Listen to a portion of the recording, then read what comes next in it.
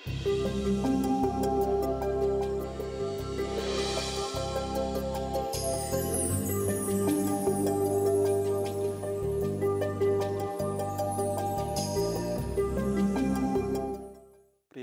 ശാലോം പ്രേക്ഷകർക്ക് ഈ daily mirror പ്രോഗ്രാമിലേക്ക് ഹൃദ്യമായ സ്വാഗതം.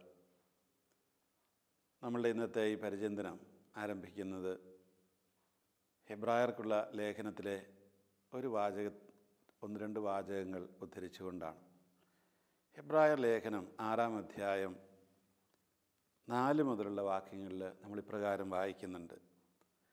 ഒരിക്കൽ പ്രകാശം ലഭിക്കുകയും സ്വർഗീയ സമ്മാനം ആസ്വദിച്ച് അറിയുകയും പരിശുദ്ധാത്മാവിൽ പങ്കുകാരാവുകയും ദൈവവചനത്തിൻ്റെ നന്മയും വരാനിരിക്കുന്ന യുഗത്തിൻ്റെ ശക്തിയും രുചിച്ചറിയുകയും ചെയ്തവർ വീണു പോവുകയാണെങ്കിൽ അവരെ അനുതാപത്തിലേക്ക് പുനരാനയിക്കുക അസാധ്യമാണ്.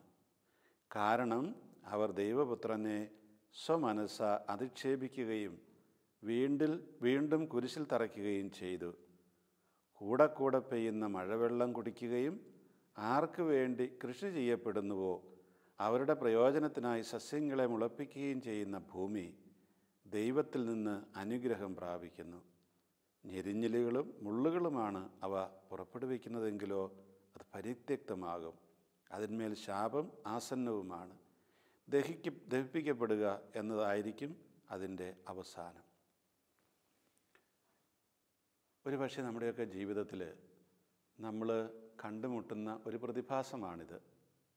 വചനത്തിലൂടെ നമ്മൾ കേട്ടത്, ഒരിക്കൽ പ്രകാശം ലഭിക്കുകയും സ്വർഗീയ സമ്മാനം ആസ്വദിച്ചറിയുകയും ചെയ്തവർ, ഒരിക്കൽ പ്രകാശം ലഭിച്ചവർ.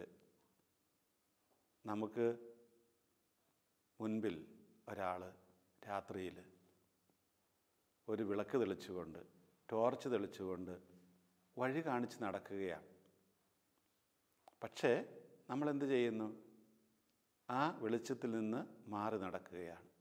മനഃപൂർവ്വം.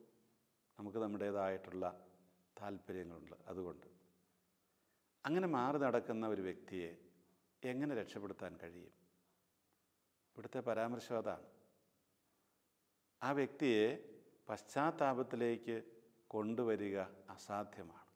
അതായത് മനഃപൂർവ്വം ദൈവത്തിൽ നിന്ന് അകന്നു പോകുന്നവരെ വീണ്ടും അടുപ്പിക്കുക അസാധ്യം തന്നെയാണ്.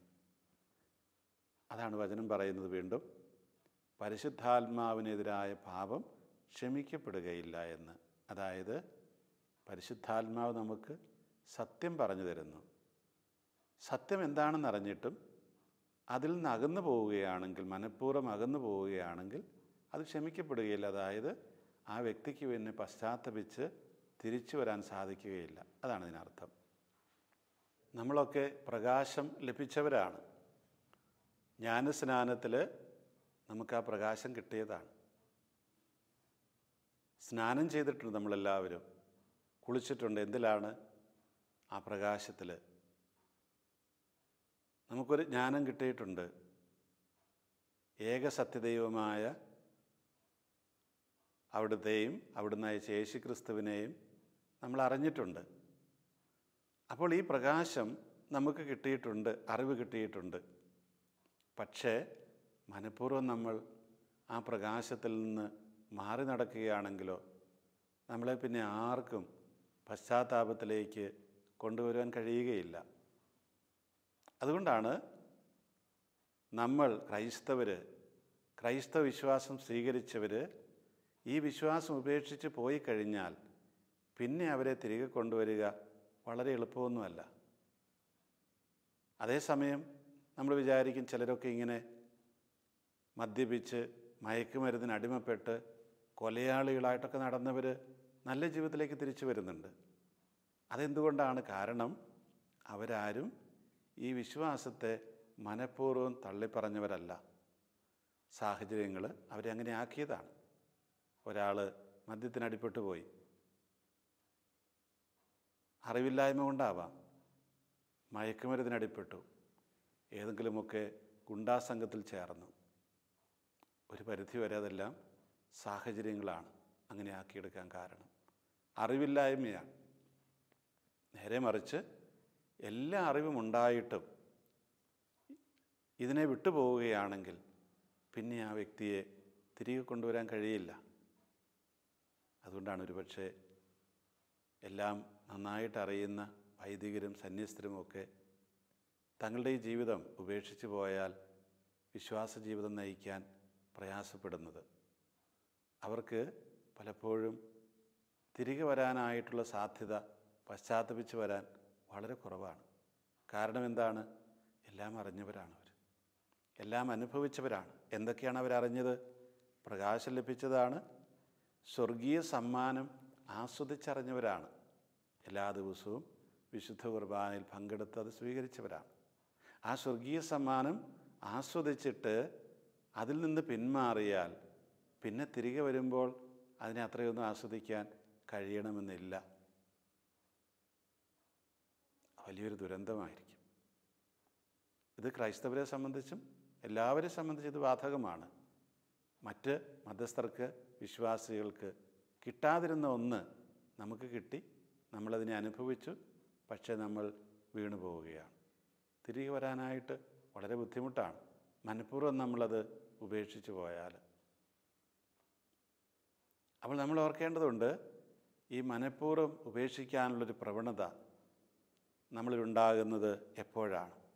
അതിൻ്റെ കാരണം മറ്റൊന്നുമല്ല, നമ്മളിലേക്ക് മറ്റ് ചില ശക്തികൾ കടന്നു വരും.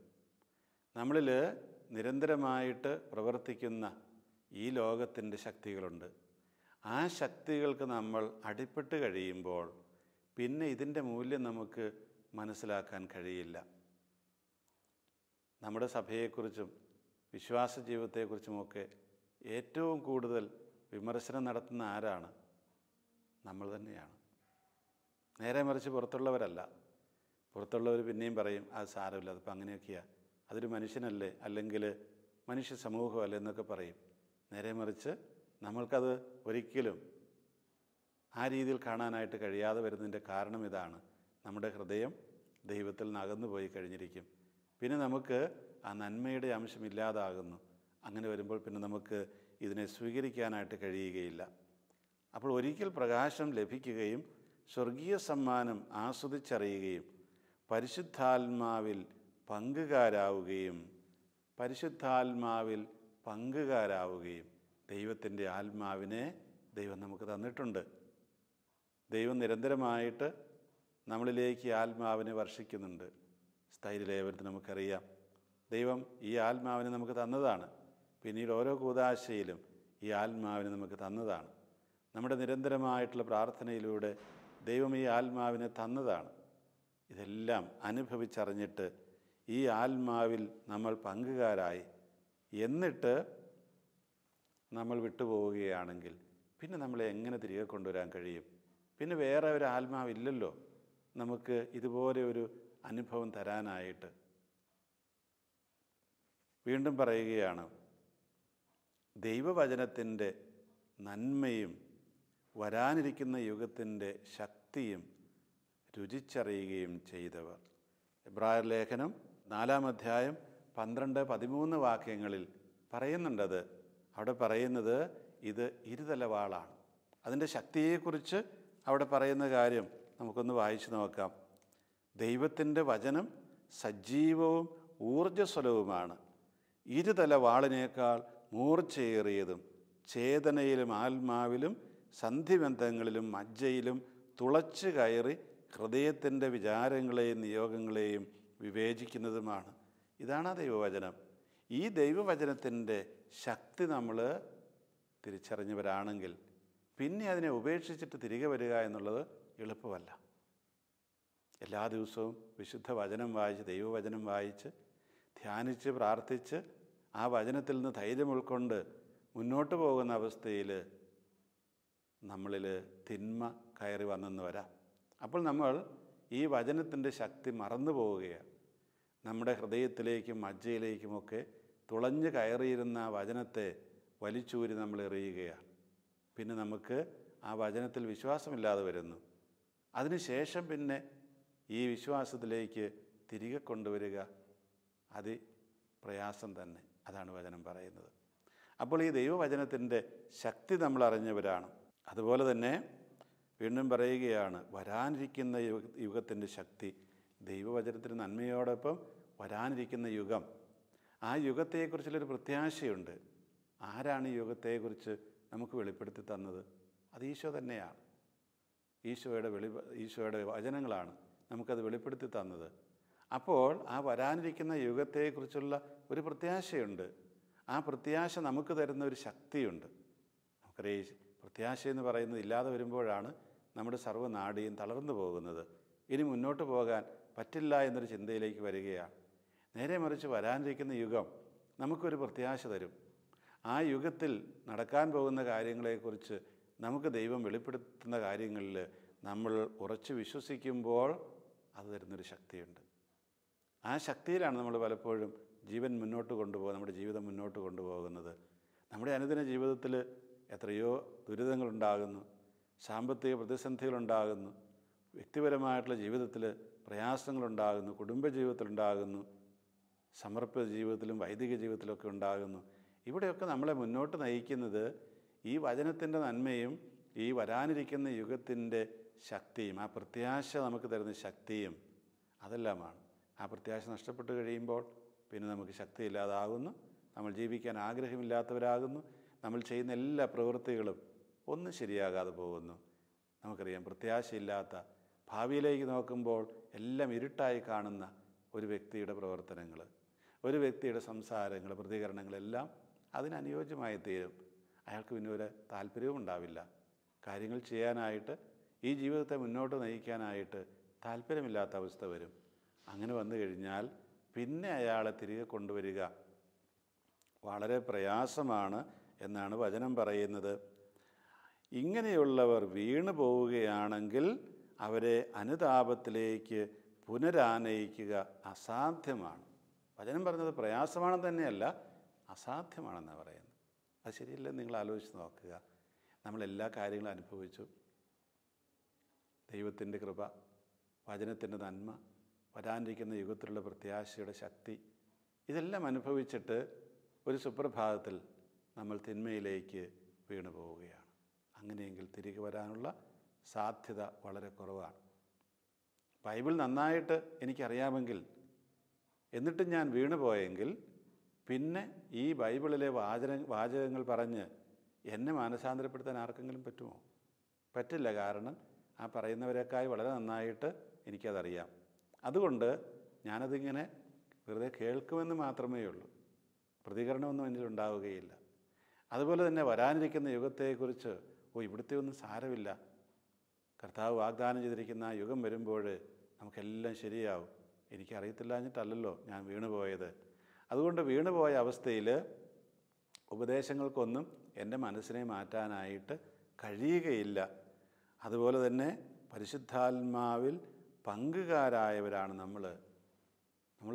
നമ്മളെ ഉപദേശിക്കാൻ വരുന്നയാൾ പറയുകയാണ്, ദേ പരിശുദ്ധാത്മാവിൻ്റെ അഭിഷേകത്തിനായിട്ട് പ്രാർത്ഥിക്കുക. അത് കിട്ടിക്കഴിയുമ്പോൾ തീർച്ചയായിട്ടും മാറ്റങ്ങൾ വരും. മദ്യപാനത്തിൽ നിന്നും മയക്കുമരുന്നിൽ നിന്നെല്ലാം, അല്ലെങ്കിൽ ഈ പോർണോഗ്രഫി, അശ്ലീല ചിത്രം കാണുന്നതിൽ നിന്നൊക്കെ, അതിൻ്റെ അഡിക്ഷനിൽ നിന്നൊക്കെ രക്ഷപ്പെടാൻ കഴിയും എന്ന് പറയുമ്പോൾ ഈ പരിശുദ്ധാത്മാവിനെക്കുറിച്ച് അറിയാത്തവരോ അല്ലെങ്കിൽ ആ പരിശുദ്ധാത്മാവിൻ്റെ അഭിഷേകം ഇതിനു മുമ്പ് ഇല്ലാത്തവരോ ഒന്നും ആയിരുന്നില്ല ഇത്. അതുകൊണ്ട് തന്നെ ആ ഉപദേശമൊന്നും ഒരു പരിധിയിൽ കവിഞ്ഞ് നമ്മളിൽ സ്വാധീനം ചെലുത്തുകയില്ല എന്നാണ് കർത്താവ് പറയുന്നത്, അല്ലെങ്കിൽ പൗലോസ് അപ്പോസ്തലനോട് പറയുന്നത്. ഒരിക്കൽ പ്രകാശം കണ്ടിട്ട് സ്വർഗീയ സമ്മാനം ആസ്വദിച്ചിട്ട് വീണു പോകുന്നവരെ പശ്ചാത്താപത്തിലേക്ക് തിരികെ കൊണ്ടുവരിക അസാധ്യം തന്നെ. ഒരു വൈദികൻ്റെ കാര്യം എടുത്ത് നോക്കുക. വൈദികൻ എത്രയോ പേരെ കുമ്പസാരിപ്പിച്ചതാണ്, എത്ര പേർക്ക് പാപമോചനം കൊടുത്തതാണ്, എത്ര പേരോട് ദൈവവചനം പ്രസംഗിച്ചതാണ്, എത്ര പേരോട് ഈ അരൂപിയുടെ അഭിഷേകത്തെക്കുറിച്ച് പറഞ്ഞതാണ്. ആ മനുഷ്യൻ വീണു പോവുകയാണെങ്കിൽ പിന്നെ ആർക്ക് അദ്ദേഹത്തെ ഉപദേശിക്കാൻ കഴിയും? അദ്ദേഹത്തിന് ഇതെല്ലാം അറിയാം. അതിൽ വിശ്വാസമില്ല എന്നുള്ളതാണ് അതിൻ്റെ പ്രശ്നം. അപ്പോൾ മനഃപൂർവ്വം വിശ്വാസമില്ലാത്ത അവസ്ഥയിലേക്ക് നിബന്ധിച്ച് കഴിഞ്ഞാൽ പിന്നെ അങ്ങനെയുള്ളവർക്ക് പശ്ചാത്താപം കിട്ടുക എളുപ്പമല്ല, അസാധ്യമാണ്. അവരെ തിരികെ കൊണ്ടുവരികയും അസാധ്യം തന്നെയാണ്. പശ്ചാത്താപത്തിലേക്ക്. അപ്പോൾ നമ്മൾ എന്ത് ചെയ്യണം? അങ്ങനെ ഒരു അവസ്ഥയിലേക്ക് നമ്മളെ വീഴിക്കല്ലേ എന്ന് നിരന്തരമായിട്ടുള്ള പ്രാർത്ഥനയിലാണ് നമ്മൾ കഴിയേണ്ടത്. ഇന്ന് നിങ്ങൾ അവിടുത്തെ സ്വരം ശ്രവിക്കുമ്പോൾ മരുഭൂമിയിലെ പരീക്ഷണകാലത്തുണ്ടായ പ്രകോപനത്തിലെന്നതുപോലെ നിങ്ങളുടെ ഹൃദയം കഠിനമാക്കരുത്. അപ്പോൾ ഹൃദയം കഠിനമാക്കി കഴിഞ്ഞാൽ പിന്നെ അതിനെ മാർദ്ദവമുള്ളതാക്കാൻ അസാധ്യമാണെന്നായി പറയുന്നത്. കല്ലുപോലെ ഉറച്ചുപോയ ഒരു ഹൃദയത്തെ എങ്ങനെ വീണ്ടും മാംസളമാക്കും? എസെക്കിയേൽ പ്രവാചകൻ്റെ പുസ്തകം 36-ാം അധ്യായത്തിൽ പറയുന്നത് പോലെ അത് ദൈവത്തിന് മാത്രമേ കഴിയുകയുള്ളൂ. നിങ്ങൾക്ക് ഞാനൊരു മാംസളമായ ഹൃദയം തരുമെന്നുള്ളത് ദൈവത്തിന് മാത്രം കഴിയുന്ന കാര്യമാണ്. ഉറച്ചുപോയ ഒരു കാര്യത്തെ വീണ്ടും അത് മാർദ്ദവമുള്ളതാക്കാൻ പറ്റില്ല, പ്രത്യേകിച്ച് മനുഷ്യ ഹൃദയങ്ങളെ. കാരണം എന്താണ്? അത് പാപങ്ങളാലാണ് കഠിനമാക്കപ്പെടുന്നത്. എൻ്റെ സഹോദരരെ, ജീവിക്കുന്ന ദൈവത്തിൽ നിന്ന് നിങ്ങളാരും വിശ്വാസരഹിതമായ ദുഷ്ടഹൃദയം മൂലം അകന്നു പോകാതിരിക്കാൻ ശ്രദ്ധിക്കുവിൻ. ഇത് നിങ്ങൾ പാപത്തിൻ്റെ വഞ്ചനയാൽ കഠിനഹൃദയരാകാതിരിക്കാൻ വേണ്ടിയിട്ടാണ്. വിശ്വാസരാഹിത്യം മൂലം വിശ്വാസരഹിതമായ ദുഷ്ടഹൃദയം മൂലം അകന്നു പോകാതിരിക്കാൻ നിങ്ങൾ ശ്രദ്ധിക്കുവിൻ. ദൈവത്തിൽ നിന്ന് അകന്നു പോകാതിരിക്കാൻ. ഇതെന്തിനാണ് പറയുന്നത്? നിങ്ങളുടെ ഹൃദയം കഠിനമാകാതിരിക്കാൻ വേണ്ടിയിട്ടാണത്. നിങ്ങളുടെ ഹൃദയം കഠിനമാകരുത്. കഠിനമായി കഴിഞ്ഞാൽ പിന്നെ അതിനെ മാർദ്ദവമുള്ളതാക്കാൻ സാധിക്കുകയില്ല. നിങ്ങളൊരു പക്ഷേ ഈ ഇഷ്ടിക പിടിക്കുന്നത് കണ്ടിട്ടുണ്ടാവും. ഇഷ്ടിക എന്ന് പറയുന്നത് മണ്ണാണ്, നമുക്കറിയാം. വളരെ മാർദ്ദവമുള്ള മണ്ണ് വെള്ളം ചേർത്ത് ചവിട്ടി കുഴച്ച് കഴിയുമ്പോൾ അത് മാർദ്ദവമുള്ളതാണ്. അതിന് ഏത് രീതിയിൽ വേണമെങ്കിൽ നമുക്ക് രൂപപ്പെടുത്താൻ പറ്റും. അതേസമയം ആ മണ്ണ് അതിൻ്റേതായ അച്ചിലല്ലേ പെട്ടിയിലിട്ട് ഒരു ഇഷ്ടികയുടെ രൂപത്തിലാക്കി വെയിലത്ത് വെച്ച് ഉണങ്ങി ചൂളയിൽ വെച്ച് ചുട്ടെടുത്ത് കഴിഞ്ഞാൽ പിന്നെ ആ ഇഷ്ടികയെ നമുക്ക് വേറെ രൂപത്തിലാക്കാൻ പറ്റില്ല. ആകെ ചെയ്യാൻ പറ്റുന്നത് അതിനെ ഇടിച്ച് പൊടിച്ച് വേറെന്തെങ്കിലും ആക്കി രൂപാന്തരപ്പെടുത്താനേ പറ്റുകയുള്ളൂ. അതുകൊണ്ട് ഒരിക്കൽ കഠിനമായാൽ പിന്നെ അതിനെ പൂർവാവസ്ഥയിലേക്ക് എത്തിക്കുക എന്നത് അസാധ്യമാണ്. ഈ ദൈവത്തിൻ്റെ പ്രകാശം കിട്ടിയിട്ട് ആത്മാവിൽ പങ്കുകാരായിട്ട് ഭാവിയെക്കുറിച്ചുള്ള പ്രത്യാശ കിട്ടിയിട്ടൊക്കെ നമ്മൾ വീണ്ടും പഴയ അവസ്ഥയിലേക്ക് തിരിച്ചു പോയാൽ ഇതിലേക്കൊക്കെ കൊണ്ടുവരിക എന്നത് അസാധ്യം തന്നെയാണ്. പരിശുദ്ധാത്മാവിനെതിരായ പാപം ഒരിക്കലും ക്ഷമിക്കപ്പെടുകയില്ല. കാരണം പശ്ചാത്താപം ഉണ്ടാകാനുള്ള സാധ്യത അവിടെ ഇല്ല എന്നുള്ളതാണ്. നമ്മുടെയൊക്കെ ജീവിതത്തിലേക്ക് നമ്മൾ കടന്നു പോകുമ്പോൾ ഓർക്കുക, നമ്മുടെ അനുദിന ജീവിതത്തിൽ സംഭവിക്കുന്ന കാര്യങ്ങളെക്കുറിച്ച് നമ്മൾ അതീവ ശ്രദ്ധാലുക്കളായിരിക്കണം. കാരണം വീണു പോകാനുള്ള സാധ്യത എപ്പോഴും അവിടെയുണ്ട്. ഹൃദയം കഠിനമാകാനുള്ള സാധ്യത എപ്പോഴും അവിടെയുണ്ട്. വീണു പോകാനുള്ള അവസ്ഥയിൽ അത് സമ്പത്താവാം, കൂട്ടുകെട്ടുകളാവാം, മദ്യപാനമാകാം, മയക്കുമരുന്നാകാം, അല്ലെങ്കിൽ വേറെ എന്തെങ്കിലുമൊക്കെ ആവാം. എല്ലായിടത്തും ആ സാധ്യതയുണ്ട്. ഈ സാധ്യത നമ്മളെപ്പോഴും മുന്നിൽ കാണുകയും ശ്രദ്ധാപൂർവം അതിൽ നിന്ന് ഒഴിവാകുകയും ചെയ്യുക എന്നുള്ളതാണ് കാര്യം. ഇനി നമുക്കങ്ങനെ വെറുതെ ഒഴിവാകാൻ പറ്റില്ല. കാരണം എന്താണ്? നമ്മളെ ദൈവത്തോട് ചേർത്ത് നിർത്തുന്ന എന്തെങ്കിലും നമ്മുടെ ജീവിതത്തിൽ ഇല്ലെങ്കിൽ നമ്മൾ അകന്നു പോവുക തന്നെ ചെയ്യും. നമ്മൾ നമ്മുടെ മാതാപിതാക്കന്മാരുമായിട്ട് ഒരു 10 കൊല്ലം സംസാരിക്കാതിരുന്ന് നോക്കുക, പിന്നെ അവരുടെ അടുത്തേക്ക് പോകണമെന്ന് തന്നെ തോന്നുകയില്ല. അപ്പോൾ നിരന്തരമായിട്ടുള്ളൊരു സമ്പർക്കം ഈ ദൈവത്തിൻ്റെ അടുത്ത് നിരന്തരം നിൽക്കുവാനായിട്ട് ആവശ്യമാണ്. അതല്ല എന്നുണ്ടെങ്കിൽ നമ്മൾ മറ്റൊരു ആകർഷണം വരുമ്പോൾ വീണു പോകുമെന്നുള്ളതാണ്. കർത്താവിനെ പരീക്ഷിക്കുവാനായിട്ട് പിശാച് വരുമ്പോൾ, ആ മരുഭൂമിയിൽ നിന്ന് ഉപവസിച്ചിട്ട് വരുമ്പോൾ, എന്തുകൊണ്ടാണ് കർത്താവിന് അവൻ്റെ പരീക്ഷണങ്ങളെയൊക്കെ അതിജീവിക്കുവാൻ കഴിഞ്ഞത്? കാരണം തൻ്റെ പിതാവുമായിട്ടുള്ള ബന്ധം ഒരിക്കലും ഈശോ വിടാതിരുന്നത് കൊണ്ടാണ്. തൻ്റെ ലക്ഷ്യം, പിതാവ് തന്ന ആ ലക്ഷ്യം എപ്പോഴും അവിടുത്തെ മനസ്സിലുണ്ടായിരുന്നത് കൊണ്ടാണ് അവിടത്തേക്ക് വീണു പോകാതിരിക്കാൻ കഴിഞ്ഞത്. അപ്പോൾ ഈശോ തന്നെ കാണിച്ചു തന്നൊരു മാതൃകയുണ്ട്. എല്ലാ ദിവസവും അവിടുന്ന് വൈകുന്നേരമാകുമ്പോൾ തനിയെ മലമുകളിലേക്ക് പിതാവുമായിട്ട് സംവദിക്കാൻ പോകുന്ന ഒരവസ്ഥാവിശേഷമുണ്ട്. നമ്മളോർക്കുക, നമുക്ക് ദൈവത്തോട് സംവദിക്കാൻ കഴിയണം. ദൈവത്തിൻ്റെ വചനം വായിച്ച് ധ്യാനിക്കാൻ കഴിയണം. അത് എന്നെങ്കിലും നമ്മൾ മറന്നുപോയാൽ, വിട്ടുപോയാൽ കാലക്രമത്തിൽ നമ്മൾ തീർത്തും ഇല്ലാതാക്കുകയും ദൈവത്തിൽ നിന്ന് അകന്നു പോവുകയും ചെയ്യും. അങ്ങനെ പോയി കഴിയുമ്പോഴാണ് നമ്മൾ വീണു പോകുന്നത്. അതുകൊണ്ട് ഈ പ്രകാശം നമുക്ക് നഷ്ടപ്പെടുവാനായിട്ടുള്ള എല്ലാ സാധ്യതകളുമുണ്ട്. നിരന്തരമായിട്ട് ദൈവത്തിൻ്റെ ആ വചനം നമ്മുടെ നമ്മുടെ ചെവികളിൽ മുഴങ്ങുന്നില്ലെങ്കിൽ നമ്മൾ മറ്റുള്ളവരുടെ വചനങ്ങൾക്ക് ചെവി കൊടുക്കാനുള്ള സാധ്യത ഏറെയാണ്. എൻ്റെ കൂട്ടുകാരൻ എന്നെ നിരന്തരമായിട്ട് ഒരു തെറ്റായ വഴിയിലേക്ക് വിളിക്കുമ്പോൾ എൻ്റെ ചെവിയിൽ ആ കൂട്ടുകാരൻ്റെ വചനത്തിന് അതീതമായിട്ട് ദൈവത്തിൻ്റെ വചനം മുഴങ്ങണം. അങ്ങനെ മുഴങ്ങണമെന്നുണ്ടെങ്കിൽ എല്ലാ ദിവസവും ഞാനത് വായിച്ചേ മതിയാകും, ആ വചനം ഞാൻ കേട്ടേ മതിയാകും. അല്ലേ നമ്മൾ മറന്നുപോകും, മറ്റ് ശബ്ദങ്ങൾ അതിന്മേൽ ശക്തി പ്രാപിക്കും. അങ്ങനെ വരുമ്പോൾ പിന്നെ ആദ്യത്തെ ശബ്ദം, ദൈവത്തിൻ്റെ ശബ്ദം നേർത്ത് ഇല്ലാതാവുകയും നമ്മൾ ദൈവത്തിൽ നിന്ന് അകലുകയും ഈ പ്രകാശത്തിൽ നിന്ന് അകന്നു പോകാനുള്ള സാധ്യത തെളിയുകയും ചെയ്യും. അങ്ങനെ പോയിട്ട് പിന്നെ തിരിച്ചു വരാനുള്ള സാധ്യത ആർക്കും നമുക്ക് ഉപദേശിച്ചു തരാൻ പറ്റില്ല. കാരണം അത് അറിവില്ലാത്തതുകൊണ്ടല്ല, അറിഞ്ഞുകൊണ്ട് തന്നെ പോയതാണ്. അതിലേക്ക് പിന്നെ തിരികെ വരുവാനായിട്ടുള്ള സാധ്യത വളരെ വിരളമാണെന്ന് തന്നെ കർത്താവ് പറയുന്നു. പ്രിയമുള്ളവരെ, നമ്മൾ ജീവിതത്തിൽ ഓർക്കണം, നമ്മൾ ചെയ്യുന്ന ഓരോ പ്രവൃത്തിയെയും അത് ഈ ദൈവത്തിൻ്റെ മാനദണ്ഡവുമായിട്ട് നമ്മൾ താരതമ്യം തട്ടിച്ച് നോക്കുക, അതിനനുസരിച്ചുള്ളതാണോ എന്ന്. അപ്പം അങ്ങനെ അല്ലാതെ വരുമ്പോൾ സ്വാഭാവികമായിട്ടും ഈ ദൈവത്തിൽ നകലാൻ, പ്രകാശത്തിൽ നകലാൻ വീണു പോകാനുള്ള സാധ്യത വളരെ കൂടുതലാണ്. നമ്മുടെയൊക്കെ ജീവിതത്തിൽ അനുദിനം ഇതുപോലെ ഒരുപാട് കാര്യങ്ങൾ സംഭവിക്കും. ഒരിക്കൽ സംഭവിച്ചാൽ ചിലപ്പോൾ നമുക്ക് അറിയാത്ത അവസ്ഥയിലായിരിക്കാം, അല്ലെ അറിവില്ലായ്മ അതിനകത്ത് കുറച്ചെങ്കിലും ഉണ്ടായിരിക്കാം. പക്ഷേ എങ്കിൽ പോലും അതറിയുന്ന നിമിഷത്തിൽ തന്നെ തിരികെ എഴുന്നേൽക്കുവാനുള്ള, തിരികെ വരുവാനുള്ള ആ ഒരു മനസ്സ് കാണിക്കുക. അങ്ങനെ മനഃപൂർവ്വം നമ്മൾ പരിശ്രമിക്കുമ്പോഴേ ഈ ദൈവത്തിൻ്റെ ആ വസതിയിൽ നമുക്കായിരിക്കാൻ കഴിയുകയുള്ളൂ. ധൂർത്തപുത്രൻ്റെ കഥ നമുക്കറിയാം. അവൻ ആ സ്വത്തെല്ലാം നഷ്ടപ്പെട്ട് കഴിഞ്ഞപ്പോൾ സുബോധമുണ്ടായി. ആ നിമിഷം അവൻ പറഞ്ഞു, ഞാൻ പോവുകയാണ് എൻ്റെ പിതാവിൻ്റെ പക്കലേക്ക്. അങ്ങനെ പിതാവിൻ്റെ പക്കലേക്ക് തിരികെ വരുമ്പോൾ പിതാവിനെ തല്ലുവോ, ഇറക്കി വിടുവോ, നാണം കെടുത്തുമോ, ഇതൊന്നും അവൻ ചിന്തിച്ചില്ല. അപ്പോൾ ഈ ഒരു അവസ്ഥ നമുക്ക് എപ്പോഴും ഉണ്ടായെങ്കിൽ മാത്രമേ ആ പ്രകാശത്തിൽ നിന്ന് അകന്നു പോകാതിരിക്കാനുള്ള സാഹചര്യം ഉണ്ടാവുകയുള്ളൂ. പ്രകാശത്തിൽ നിന്ന് അകന്നു പോകാനുള്ള കാരണങ്ങൾ ധാരാളമുണ്ട്. ഇരുട്ടിൽ ചെയ്യുന്ന കാര്യങ്ങൾ ഒരുപാടുണ്ട്.